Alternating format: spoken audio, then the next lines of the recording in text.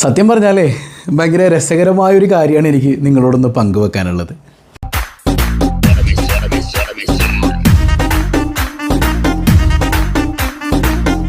സംഗതി ഈ വെല്ലുമാർ നിങ്ങൾക്ക് ഓർമ്മയുണ്ടോ?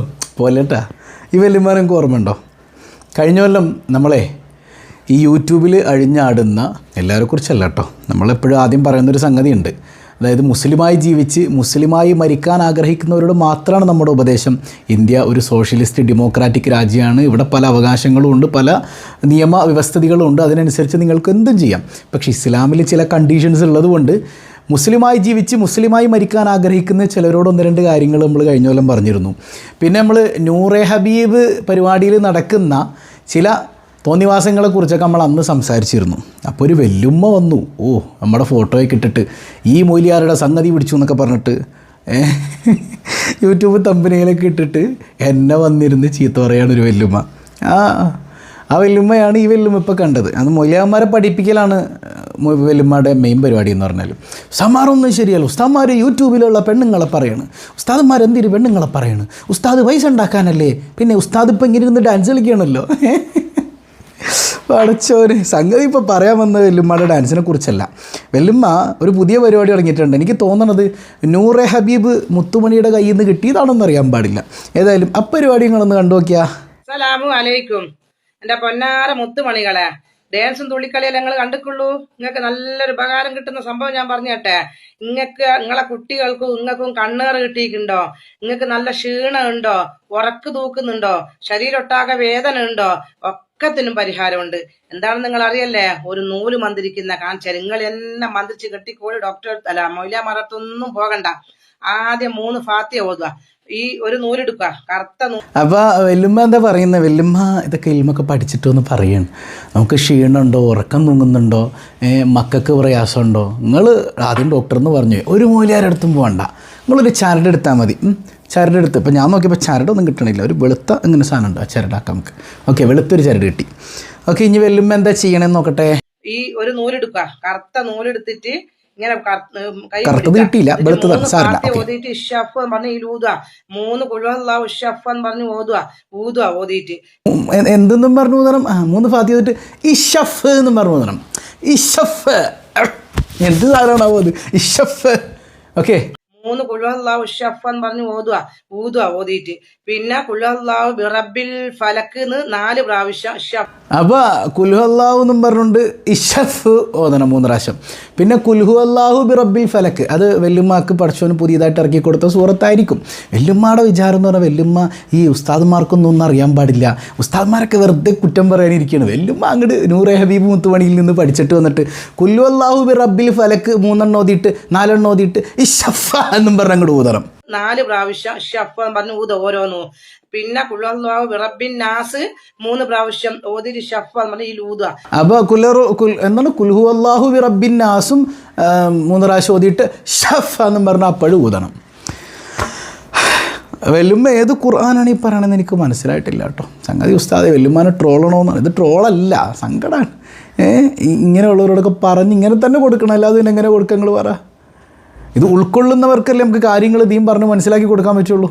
ഇതങ്ങനെ ഉൾക്കൊള്ളൂല. നിങ്ങൾ ചിന്തിച്ച് നോക്കിയേ, കുൽഹു അല്ലാഹു ബിറബ്ബിൽ ഫലക്ക്, കുൽഹു അല്ലാഹു ബിറബ്ബിൻ നാസ് എന്നൊക്കെ പറഞ്ഞിട്ട് അങ്ങനെ ഒരു സൂറത്തുണ്ടോ ഖുർആനിൽ? അപ്പോൾ ഇഷഫ എന്താ സാധനം നിങ്ങൾക്ക് മനസ്സിലായോ? ഇഷ്ഫി എന്നാണ് വെല്ലും ഉദ്ദേശിക്കുന്നത്. വായിന്ന് പറഞ്ഞത് ഇഷഫ, ഇഷഫ എന്നും പറഞ്ഞ കൂടെ ഉദാഹരണം അറിയണം. വെല്ലുമ്മയുടെ ഇൽമാട്ടോ, മുത്തുമണികൾ പഠിച്ചോ, വേറെ ആരും പഠിക്കണ്ട. പിന്നെ യാസീൻ ഓതിയിട്ട് നമ്മളെ ഒരു യാസീനകത്ത് 7 മുബീനില്ല, 7 മുബീനും യാസീൻ ഓതിക്കൊണ്ടിരിക്കുമ്പോ ഈ നൂലിനെ പിടിച്ചിട്ട് ഇങ്ങനെ ആക്കി വെക്കണം, കുടുക്കിട്ട് വെക്കണം നിങ്ങള്. എന്നിട്ട് മുബീൻ എത്തുമ്പോ ഷഫ് എന്ന് പറഞ്ഞ് കൊടുക്കണം. അപ്പൊ അത് കഴിഞ്ഞ് പിന്നെയും കുറച്ച് പീസ് ഇട്ട് കഴിഞ്ഞിട്ട് നമ്മൾ ഓതിക്കൊണ്ടിരിക്കുന്നേരം ഇങ്ങനെ ചെയ്ത് വെച്ചോ, നിങ്ങൾ ഓതിക്കൊണ്ടിരിക്കുമ്പോ ചെയ്ത് വെക്കുക. എന്നിട്ട് മുബീൻ എത്തുമ്പോ ഷഫ് എന്ന് പറഞ്ഞാൽ കൊടുക്കുക. പാവം വായിൻ്റെ ഇടയിലോട്ടൊക്കെ പോകണ്ട, അങ്ങനെ അജാതി കുത്തൊന്നും ഊതരുത് കേട്ടങ്ങൾ. പല്ലൊക്കെ വായിൽ കുടുങ്ങിയിട്ട് ഇനി പല്ലൊക്കെ പറഞ്ഞു വരുന്ന, അല്ലെങ്കിൽ ഇടയിൽ കുടുങ്ങുന്ന അവസ്ഥയൊക്കെ ഉണ്ടാവും. പാവം വെല്ലുമ്മയുടെ ഓരോരോ അവസ്ഥ വിശേഷങ്ങളാണത്. ഊതുന്നത് ഈ വട്ടക്കണ്ണിൻ്റെ ഉള്ളിലായിരിക്കണം. അങ്ങനെ 7 മുബീൻ കഴിഞ്ഞില്ല. പിന്നെ നിങ്ങൾ ചെല്ലേണ്ടത്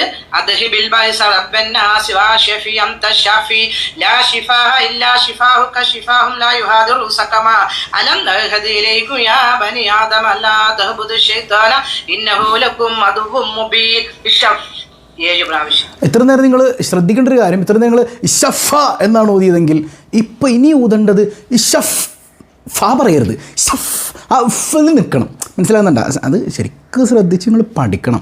ഷഫ് അത് ഫാ പോയി കഴിഞ്ഞാൽ സംഗതി ആ ഫലം കിട്ടൂല. ഷഫ് അങ്ങനെ പറഞ്ഞ് നിർത്തണം. 7 പ്രാവശ്യം ഓതും ഷഫ്. 3 സലാത്തും ചൊല്ലി ഷഫ്. നിങ്ങൾ തല ഒഴിഞ്ഞിട്ട് കെട്ടുക. കുട്ടികൾക്ക് കെട്ടിക്കൊടുക്ക്, നിങ്ങൾ കെട്ടിക്കോ. നിങ്ങളുടെ ക്ഷീണവും ഭരത്തവും വേദനയും ഒക്കെ മാറിയില്ലെങ്കിൽ ഞാൻ ഗ്യാരണ്ടിയാണ്.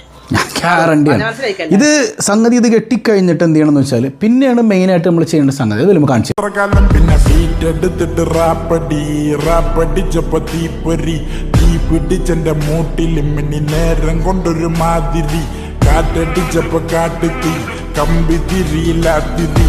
ചിരിക്കണ്ടെന്ന് കരുതിയാലും നിങ്ങളൊക്കെ ചിരിപ്പിക്കും മനുഷ്യനെ. ഒന്ന് ആലോചിച്ച് നോക്കിയേ. അപ്പോൾ നൂല് ഷഫാന്ന് ആദ്യം ഊതുക, പിന്നെ ലാസ്റ്റ് വരുമ്പോൾ സൗണ്ട് കുറഞ്ഞ് ഷഫ് അങ്ങനെ നിർത്തിയിട്ട് പിന്നെ ഈ സംഗതിയാണ് നമ്മൾ കൊണ്ടുവരേണ്ടത്. അപ്പോൾ നമ്മുടെ ക്ഷീണവും നമ്മുടെ ഉറക്കം വരലും നമ്മുടെ വരുത്തവും പോക്കൊക്കെ അങ്ങോട്ട് പോകുന്നതാണ് വല്യമ്മ പറയണത്. എൻ്റെ പൊന്നു വല്യമ്മ, വേറെ പണിയൊന്നുമില്ല നിങ്ങൾക്ക്. സങ്കടം ശരിക്കും പറഞ്ഞാൽ നിങ്ങൾക്കിത് നിങ്ങളുടെ വീട്ടിൽ ആരും ഇത് പറഞ്ഞു തന്നില്ല മക്കളെ. എനിക്കിത് മനസ്സിലാവണില്ല. സത്യം ഒരു സങ്കടമാണ് തോന്നണത്. നിങ്ങളോട് ദേഷ്യമൊന്നും അല്ലെന്നേ, ഇതൊക്കെ കണ്ടിട്ട് സങ്കടം തോന്നുകയാണ്. നിങ്ങളുടെ വീട്ടിൽ ആണുങ്ങളാരും ഇല്ലേ?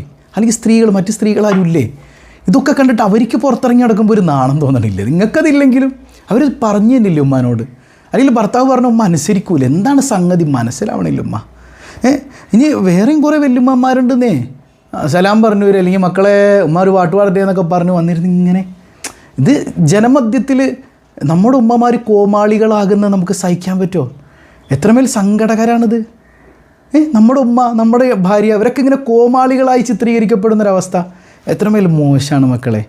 സങ്കടം കൊണ്ട് പറയണതൊക്കെ മാറ്റി നിർത്തിക്കൂടെ? നിങ്ങൾ നോക്ക്, വേറെ എന്തോരം ഉമ്മാമ്മമാരാ മക്കളെ.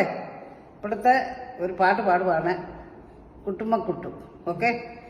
കുട്ടുമ്മക്കുട്ടു സുപ്പടിലാല കുട്ടുമ്മക്കുട്ടു, കുട്ടുമ്മക്കുട്ടു സുപ്പടിലാല കുട്ടുമ്മക്കുട്ടു. തസ്ബീഹ് എടുത്തവൻ എണ്ണിക്കുക.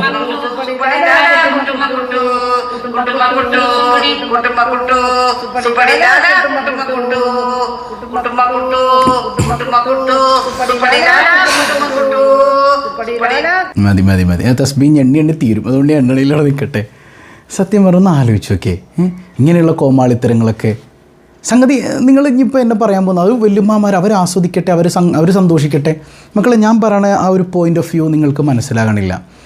അതായത് നമ്മളൊക്കെ മുസ്ലിങ്ങളല്ലേ, നമുക്ക് എല്ലാ വിഷയങ്ങളിലും പുരുഷനും ഉണ്ട് സ്ത്രീക്കും ഉണ്ട്, അല്ലെങ്കിൽ സ്ത്രീ മാത്രം അങ്ങനെയൊന്നുമല്ല. ഈ കോമാളിത്തരം കാണിക്കണത് ആരാണെങ്കിലും അവർക്കൊക്കെ ഒരു ബൗണ്ടറി, ഇസ്ലാമിൻ്റെ അകത്തൊരു ബൗണ്ടറി ഉണ്ട്. നമ്മൾ ആ ബൗണ്ടറിയിൽ നിൽക്കണ്ടേ മുസ്ലിമായി ജീവിച്ച് മരിക്കാൻ ആഗ്രഹിക്കുകയാണെങ്കിൽ, അല്ലേ? ഒന്ന് ആലോചിച്ച് നോക്കിയേ. ഇനി നിങ്ങൾ വേറൊന്നും വേണ്ട, ഈ ഒരു പോയിൻ്റ് ഓഫ് വ്യൂവിൽ ചിന്തിക്കുക. നമ്മുടെ ഉമ്മാമാർ, നമ്മുടെ വല്യമ്മമാർ, നമ്മുടെ ഇണകൾ ജനമധ്യത്തിൽ കോമാളികളാകുന്നു, എല്ലാവരും കളിയാക്കുന്നു.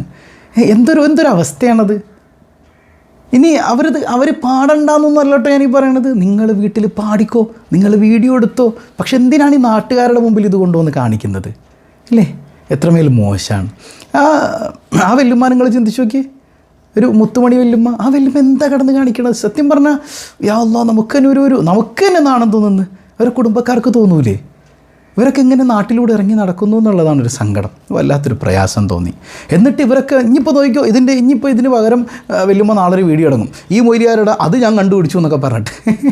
എന്നിട്ട് പിന്നെ വട്ടുവരുന്നിട്ട്, മൊയ്ലിയാരെ പെണ്ണുങ്ങ മാത്രം നിങ്ങൾ പെണ്ണുങ്ങളെ കുറ്റം പറയാനിരിക്കേ, നിങ്ങൾ പെണ്ണുങ്ങ ചീത്ത പറയും, നിങ്ങൾ പെണ്ണുങ്ങ എന്നൊക്കെ പറഞ്ഞുകൊണ്ട് ഇങ്ങനെ കുറേ ഇരുന്ന് ഇങ്ങനെ പറയും.